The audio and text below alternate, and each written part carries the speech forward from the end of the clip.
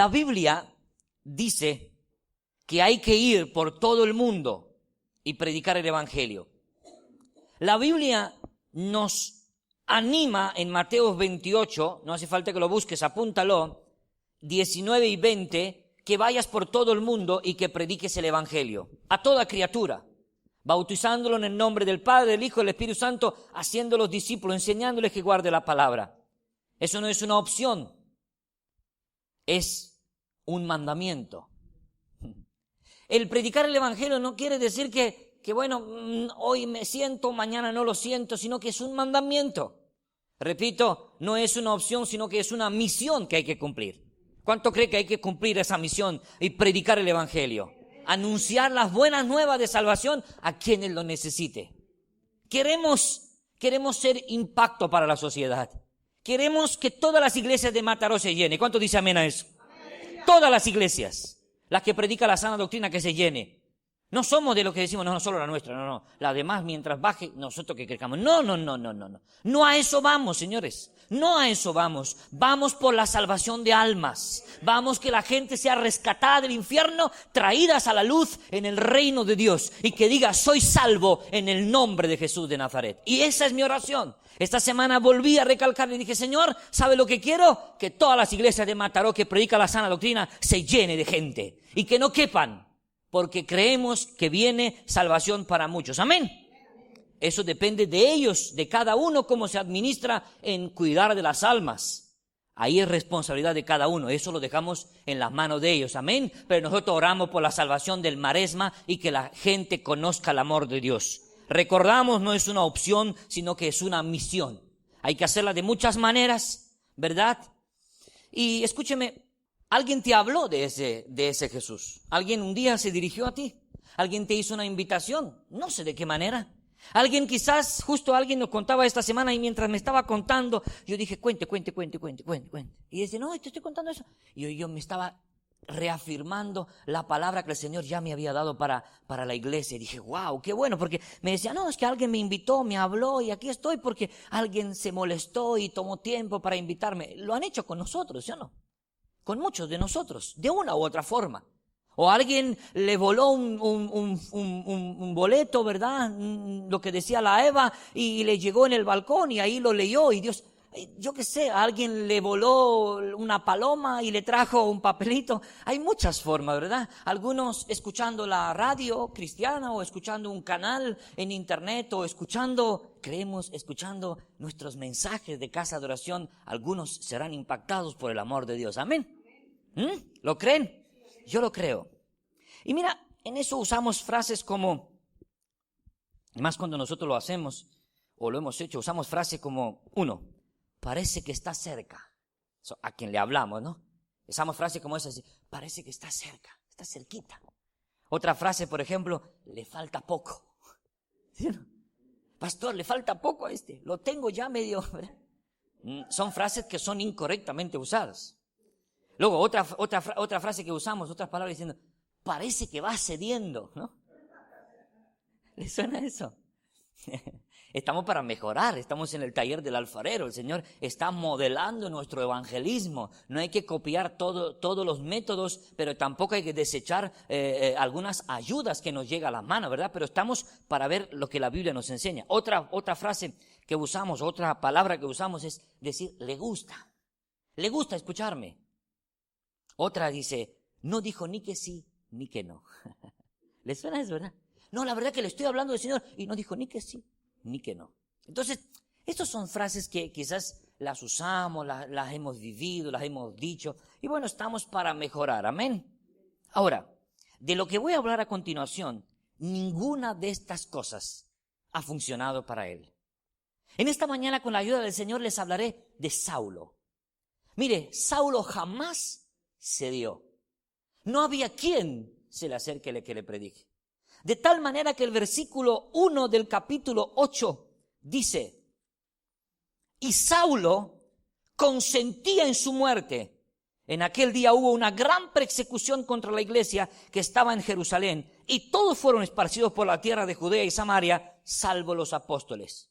Recién habían apedreado a Esteban, un diácono, un hombre impresionante, un hombre que predicaba la palabra de Dios. Y Saulo consentió en su muerte. Saulo dice que fue aquel joven a los pies del cual, o el que vigilaba la ropa de quienes apedreaba a Esteban.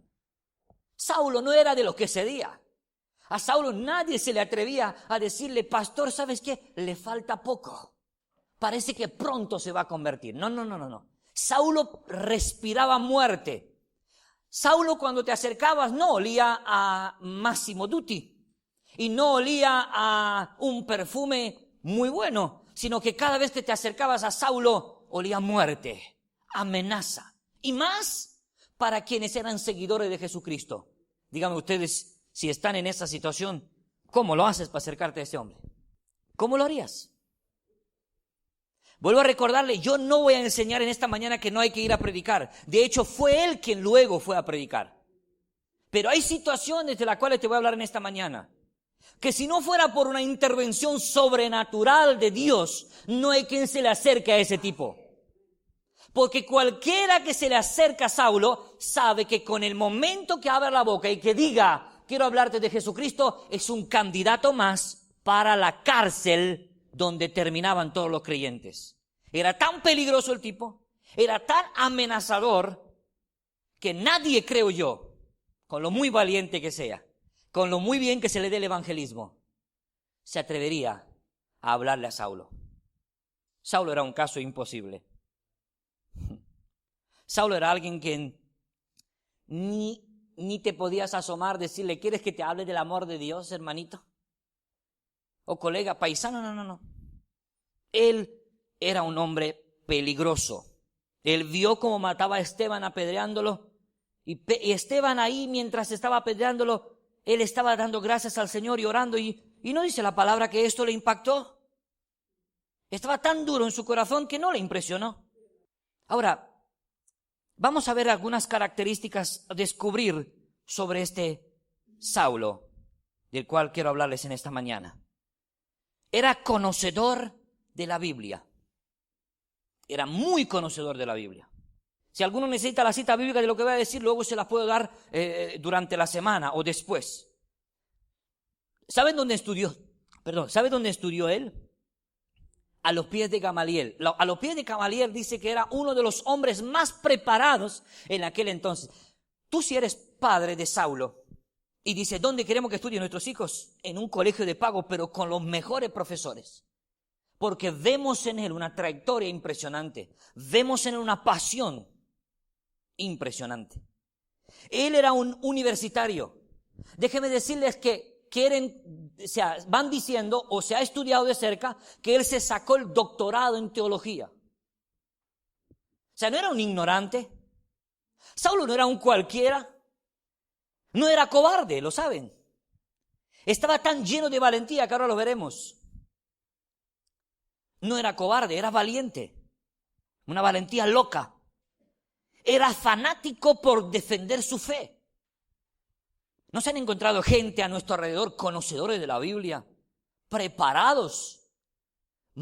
Han estudiado más la Biblia que nosotros, han leído más veces la Biblia que nosotros. Son gente que tú te ves chico al lado de ellos, diciendo, ¿yo qué le digo a ese? ¿Y qué le hablo? Porque lo sabe más que yo. Encima te suelta versículos. Tú a hablar con Saulo, imagínate, te saca versículos, te lo sabe interpretar, lo que dice la Torá, lo que dice tal, lo que dijo Jeremías, lo que dijo Isaías, lo que dijo Daniel, las 70 semanas de Daniel, y tú te quedas así. ¿Y qué hago con ese? Más características. Tenía influencia. Era un tipo influyente. Este tipo, después de terminar su carrera con Gamaliel, cuando le dieron el título, sus colegas no eran gente cualquiera, eran gente de nivel. Era tan influyente que se iba a hablar con los sumos sacerdotes, se iba a hablar con los grandes de aquel entonces que tenían, no llegaba cualquiera a ellos. Y con lo que le decía, le hacía caso. Se fue a pedir cartas para ir a Damasco. En el capítulo 9, versículo 1, y cuando se fue le dijo, deme cartas. Esos firmaron rápidamente porque vino Saulo. Saulo es doctor en teología, está muy bien preparado, es un hombre de influencia, es un hombre que tiene las cosas claras. Su grupo cercano era gente de política y religión, porque en este caso a él se le juntó en la vida la política de aquel entonces contra los del camino, contra los cristianos, contra los seguidores de Cristo, apoyado por la religión. Y cuando la política y la religión se mezcla, se hace una bomba, una dinamita peligrosísima. Era un practicador fiel, un practicante fiel, era un buen ortodoxo. Ortodoxo significa cristiano fiel, cumplidor de una doctrina con locura. Ese era Pablo. Y según todo lo que hemos visto, ¿qué más le hacía falta a ese hombre? Usted porque conoce el final. Pero tú te encuentras un tipo así y dirás, ¿qué más le hace falta? Porque además, al tener tantos títulos y estar tan bien preparado, también tenía dinero. No tenía un inconveniente. El problema no era para él un dinero. Porque algunos predican por ahí que el evangelio es para los necesitados, para los muertos de hambre. Ay, no tienes que comer, ven a nuestra iglesia. No, señores, no es eso. El antes y el después que necesitamos que la gente conozca, que experimente. Este hombre tenía una gran necesidad. ¿Sabe lo que necesitaba él? Un encuentro con Jesús. Y la verdadera necesidad de lo que nos rodea, con lo muy influyente que sea, con lo muy universitario, con lo muy bien preparados, con lo mucho que se conozca los versículos de la Biblia, con lo muy parece imposible de accesar a ellos, es porque necesitan un encuentro con el Rey de Reyes y Señor de Señores, con Jesús de Nazaret. ¿Cuánto lo creen? Yo creo que hay mucha gente que necesita un encuentro con Jesús. Amén. Imagínate por un momento el siglo XXI, un Pablo de hoy, un Saulo. ¿Cuántos seguidores tenía en el Twitter? Muchísimos. ¿Cuánta gente tenía en Instagram que le daba me gusta? Él colgaba una foto diciendo, arrastrando a creyentes a la cárcel. Y todo el mundo, me gusta, me gusta, me gusta, me gusta. Este hombre tenía amigos en el Facebook más que todos nosotros juntos. Porque era una persona influyente en la sociedad, él impresionaba. Además vestía bien, me lo imagino, por sacarse el doctorado en teología, por estar en la clase de Gamaliel, decir, ¿con quién te has sacado la carrera? Gamaliel. ¿Quién firmó tu diploma? Gamaliel. La Universidad de Gamaliel. ¡Wow! Y resulta que ahí, el que no ha tenido un encuentro con Dios, el que no sabe quién es en Cristo, preste atención a eso, cuando te llega gente de este nivel, tú te quedas diciendo, ¿y qué hago yo con ellos? Ay, son gente importante. No, lo más importante que le hace a uno es tener un encuentro con Dios, ser hijo e hija de Dios. Y es lo que le faltaba a Saulo. Es lo que le faltaba a Saulo. Un tuit, voy a Damasco a matar más creyentes. Retuitear, retuitear, retuitear, retuitear. Todos los seguidores suyos estaban contentísimos. Dice la palabra de Dios en Hechos capítulo 9, versículo 1. Mire lo que dice la Biblia. Saulo, respirando a una amenaza y muerte contra los discípulos del Señor, vino al sumo sacerdote y le pidió cartas para la sinagoga de Damasco, a fin de que si llegase algunos hombres o mujeres de este camino, los trajese preso a Jerusalén. ¿Sabes cuánta distancia había? Se calcula que desde Jerusalén a Damasco, ¿sabes cuántos kilómetros? Dice que alrededor de unos 255 kilómetros. Si me equivoco, me perdona, pero creo que es así, algo así. 255 kilómetros no le importó desplazarse hasta Damasco, porque él sabía que muchos por la causa de la persecución se fueron a Damasco para esconderse de alguna forma y eran refugiados por causa de la persecución que hubo en Jerusalén. Y él dijo, si están en Damasco, voy a por ellos. Entonces todos sus seguidores, toda la gente le dieron cartas. Dicen, toma, ve para allá, a ver si encuentras a los seguidores del camino, a los seguidores de Jesús. Y iba camino para Damasco. Emprendió un viaje de valientes, porque le dije, él aparentemente era un hombre muy valiente. Pero en ese camino, mientras algunos se quedaban contentos diciendo, va Saulo a traer más presos, más gente para meter en la cárcel. Y Saulo, el entusiasmo que tenía, la gente que lo acompañaba, era un honor para ese ser acompañar a Saulo. Pero yo quiero que en esta mañana prestes atención a lo que hasta aquí dije, o el Señor nos habló, y a lo que el Señor te quiere hablar a continuación. Porque pasó algo. Pasó algo que yo lo he puesto en 5 puntos. El primero, Y estos 5 revela o relata lo que pasa cuando verdaderamente hay un antes y un después. No se deje intimidar por quienes parece que sabe. No se deje intimidar por quienes parecen que tiene influencia, ni por aquellos quienes parece que van contra su vida. Porque si se mete contigo, si eres de quien yo me gustaría que lo seas, si eres hijo e hija de Dios, se mete con la niña de sus ojos. Y Dios no se queda de brazos cruzados cuando alguien tenta contra la iglesia. No contra los simpatizantes, no contra los que vienen y son asistentes de un club social, sino contra aquellos que son hijos e hijas de Dios. Te invito a que seas parte de la iglesia, de la familia del Señor. Te invito a que te reconcilies con este Jesús a quien conocí yo y que seas parte de la iglesia del Señor. Es aquello a lo que el Señor un día vendrá a buscar y a llevarlo en los lugares celestiales. Él no viene a buscar a los pentecostales, Él no viene a buscar a los bautistas, Él no viene a buscar a los de tal iglesia o los de tal. Él viene a buscar a su iglesia. Y un día el que se fue al cielo volverá a buscar a su iglesia. En esta mañana mi pregunta es, ¿eres parte de su iglesia? Él quiso meterse con la iglesia, Él quiso ir por los creyentes, pero el papá de la iglesia, el papá de la familia dijo, 1, impacto y stop. Este es el primer punto. Impacto y stop. Porque es lo que se necesita para que haya un antes y un después. O mejor dicho, es lo que pasa cuando hay un antes y un después. Impacto y stop. El primer punto. Y vamos a ir, versículo 3. Mas yendo por el camino, Hechos 9:3. Mas yendo por el camino aconteció que al llegar cerca de Damasco, repentinamente le rodeó un resplandor de luz del cielo. Repentinamente le rodeó un resplandor de luz del cielo. Ustedes se dan cuenta que desde el cielo Jesús veía como por el desierto entre Jerusalén y Damasco con sus caballos a máxima velocidad, y porque no tenían todoterreno, porque si lo hubiese tenido, Pablo tenía acceso a un todoterreno o a un tanque de guerra, lo que sea, porque él tenía mucha influencia. Pero me imagino con sus caballos, los mejores caballos, bien comidos, bien alimentados, diciendo, nos falta, señores, nos marca el GPS que en 15 minutos estamos en Damasco, que se prepare los creyentes de Damasco que vamos a ir a por ellos. Y en eso el que respiraba amenaza y muerte tiene un impacto sobrenatural, porque alguien quería encontrarse con él. Alguien veía en él de que es útil para la obra de Dios. Impacta la vida de Saulo en el camino de Damasco, antes de entrar en Damasco, porque ¿sabe lo que pasa? Jesús, con quien quiere tocar su vida, nunca llega tarde. Esas son las cosas sobrenaturales que Dios hace frente a las situaciones donde dices, es imposible. Nadie le predicaba a Pablo. Pablo no estaba predicándole a alguien, hablándole del amor de Dios. Pablo iba furioso, con ganas de matar creyentes, con ganas de cargarse a los cristianos. Y Jesús del cielo impacta su vida y hace un stop. Le dice, detente, estás corriendo demasiado.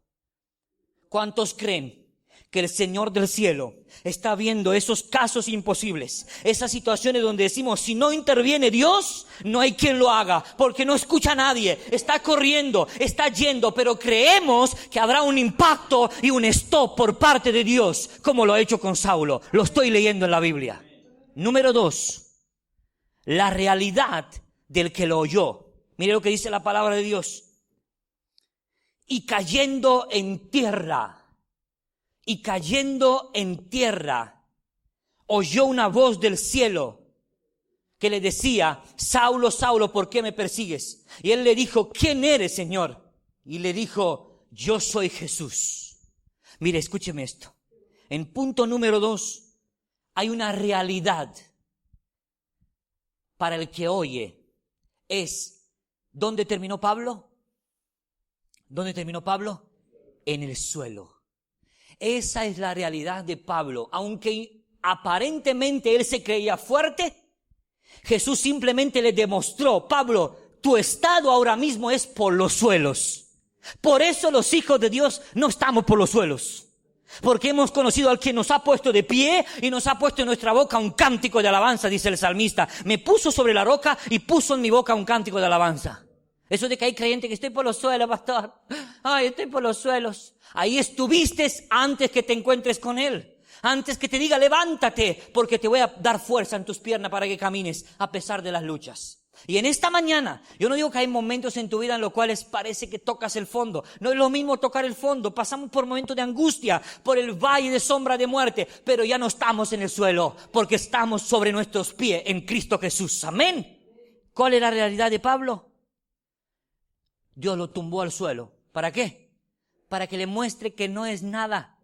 En el momento cuando se encuentra con Jesús, su estado, su situación estaba por los suelos. Saulo por los suelos, sí. Porque toda persona que no tiene a Jesús, ahí es su lugar, por los suelos. Ahí está. Número 3, la evidencia del que habló. Y aquí quiero detenerme por un momento, porque quiero decirles algo. Esa evidencia es impresionante en este versículo que acabo de leer. La evidencia del que habló, ¿quién es? Dice, yo soy Jesús. ¿Saben lo que pasa, querida familia, querida iglesia? Las personas quienes quieren tener un antes y un después, y si no lo has tenido, hoy es la mañana, este es el día que me estás escuchando para tener ese antes y un después. Párate en el camino, haz un stop. Reconoce que estás por los suelos y escucha que hay alguien personalmente quien se molesta. No envió un ángel. Él dijo, yo soy Jesús. Porque en toda conversión, frase para Twitter, porque en toda, no me haga reír, porque en toda conversión, el centro de lo que va a pasar es Jesús. Ni la religión, ni la creencia, ni lo que dijo aquel, ni lo que repitió el otro, sino que el que está presente para quien necesita un antes y un después es Jesús de Nazaret. Es a través de quien somos salvos, solamente a través de Jesús. No hay nada que salve. Tus hechos no salva, tus buenos hechos no salva, la obra de caridad no salva. Ir donde los refugiados no salva. Ir a un lado al otro no salva. Si no has conocido a Jesús, te vas para el infierno. Necesitamos que la gente tenga noción de que la evidencia del que habló con Pablo, con Saulo, era Jesús de Nazaret. Yo quiero preguntarte algo en esta mañana. ¿Fue Jesús quien te habló? ¿Fue Jesús a través de alguien quien te habló? Esa voz que llegó a tu corazón, que impactó tu vida, que transformó tu interior. ¿Sabes que era la voz de Jesús? ¿Sabe que ustedes son la voz de Jesús para esta ciudad? ¿Tú sabes que tú puedes transmitir el amor de Dios a través de tu boca, a través de tus manos, a través de tus hechos, transmitiendo el mensaje de Jesús a quien más lo necesita? Número 4. Ya era hora. Apunte ahí. Ya era hora. Como le dije la semana pasada, ya sé que mis puntos no están muy bien formulados gramaticalmente, pero quiero que lo entienda así, porque eso es lo que pasa cuando hay un antes y un después. El punto número 4, ya era hora. ¿Y dónde va eso? A ver, ¿dónde lo colocamos? Y le dijo, yo soy Jesús a quien tú persigues, dura cosa te es dar coces contra el aguijón. Él temblando, presta atención, él temblando, ¿dónde se fue la valentía? ¿Dónde está el doctorado? ¿Dónde está el conocimiento? ¿Dónde está la letra? ¿Dónde está el caballo? ¿Y dónde están las cartas firmadas por el sumo sacerdote? O tío Zumosol. Por el sumo sacerdote. No zumo, pero dije zumo para irme un poquito de él, porque no sabía ni qué firmar él. No pensó ni lo que estaba haciendo. Ay, que va Pablo para allá, firmemos para que mate cristianos. Ay, qué bien que va Pablo. Por fin tenemos uno que es más listo y nos va a echar una mano. Por la religión se mata, pero por la fe en Dios jamás se comete errores. Por la verdadera fe jamás se mete la pata. Al contrario, se da amor, se transmite paz y esperanza. El punto número 4, querida iglesia, es ya era hora. ¿Por qué? Porque estoy leyendo el versículo 6 donde dice, él temblando y temeroso. Ya era hora, hombre.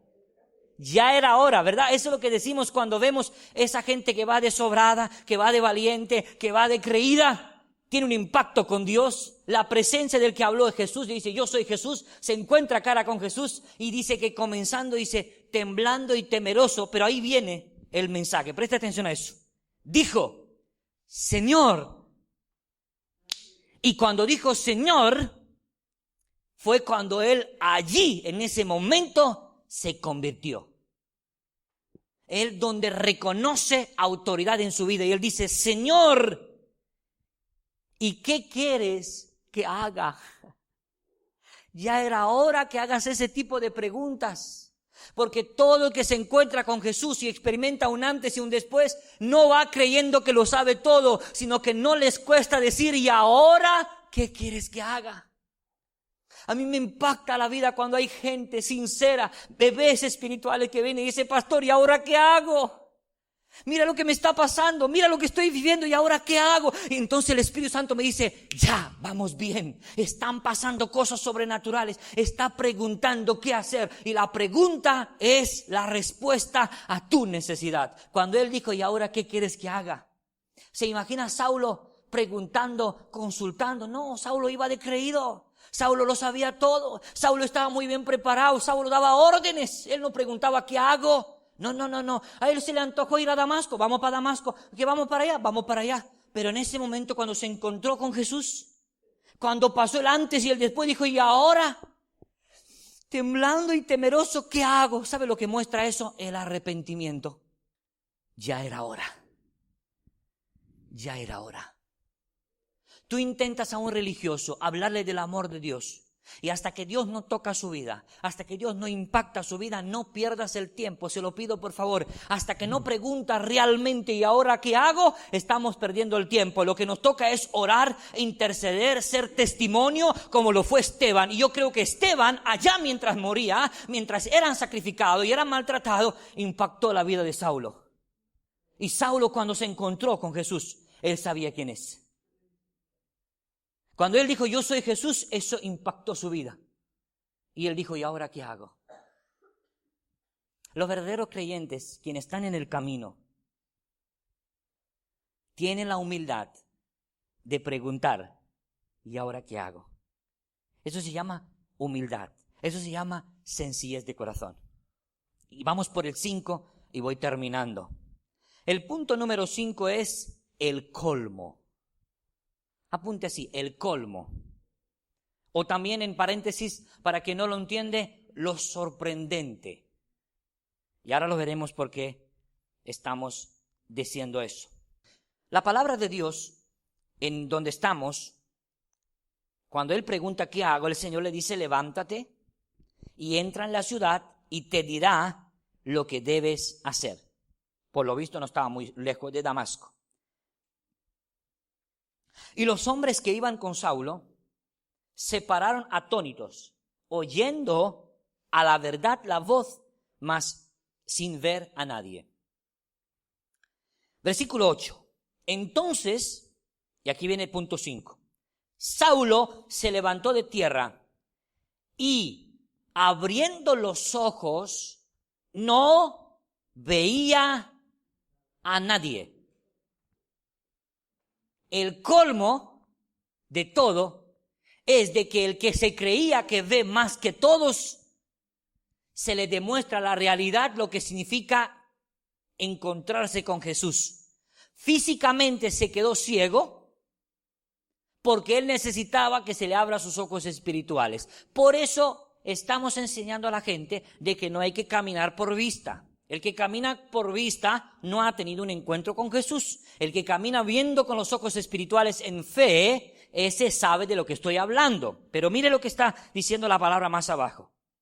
Y abriendo los ojos no veía a nadie. Así que llevándole por la mano, le metieron en Damasco. Este es el colmo de todos. Aparte que ya no vio, necesitó a alguien que lo lleve.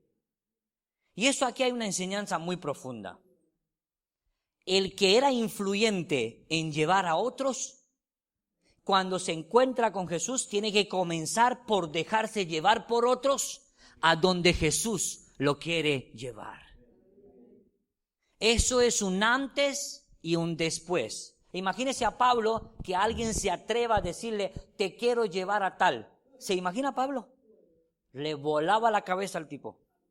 Y si tuviera una pistola le pega un tiro. ¿Y quién te atreves tú a decirme a mí, con doctorado, yo tan influyente que soy, dónde tengo que ir?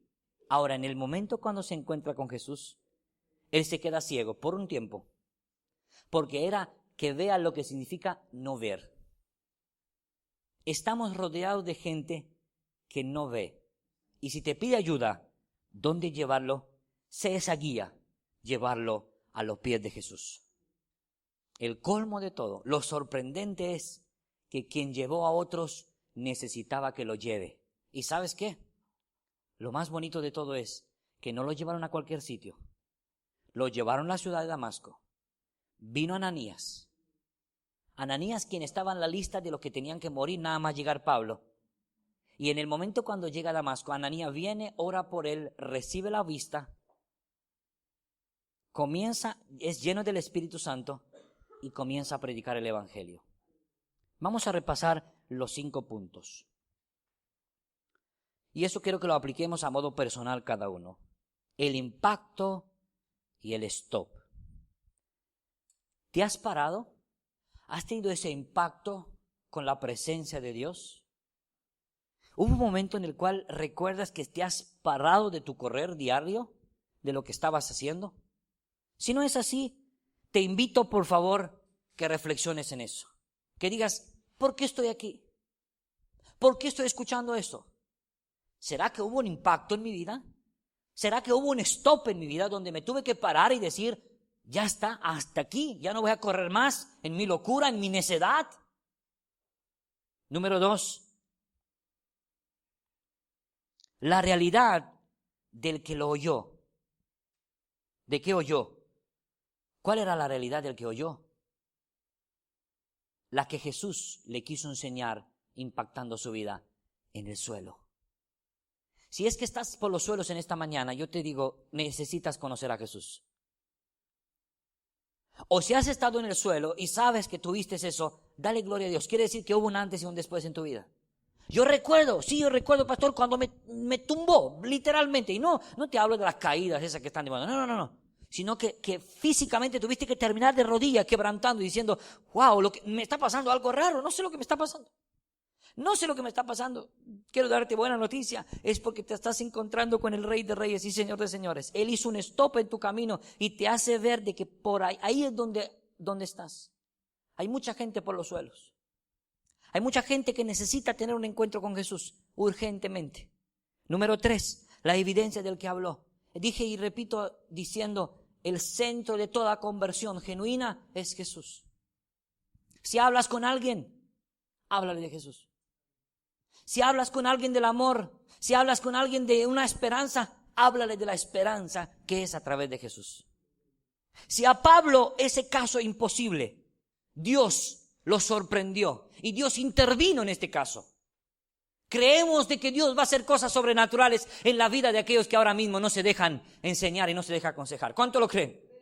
Sea a través de un sueño, sea a través de un yo qué sé, de lo que sea, Dios va a impactar sus vidas. ¿Oramos por eso? ¿Oramos para que Jesús se le presente? ¿Oramos para que Jesús se presente a ellos y que impacte su vida? ¿Creen que Jesús lo puede hacer? Yo creo que en el siglo XXI, si lo hizo con Pablo, con ese gran universitario, Jesús puede hacerlo e impactar la vida de muchos. Aquellos quienes quizás no hay quien les llegue.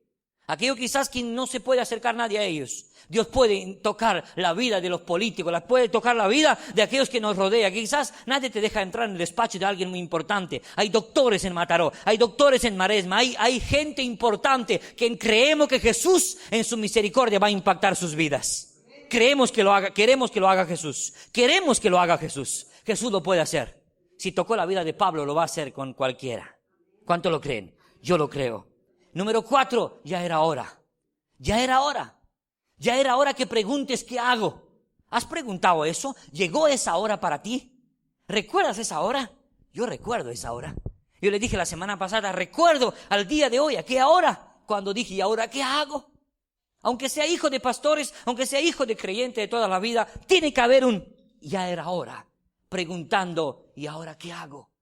Oramos que haya mucha gente que pregunte, ¿y ahora qué hago? Pero no en desesperación, sino una vez que se encuentra con Jesús. Y número 5, el colmo o lo sorprendente es de que él, Pablo, como tú y yo, Saulo, nos damos cuenta que necesitamos a alguien que nos lleve al lugar correcto.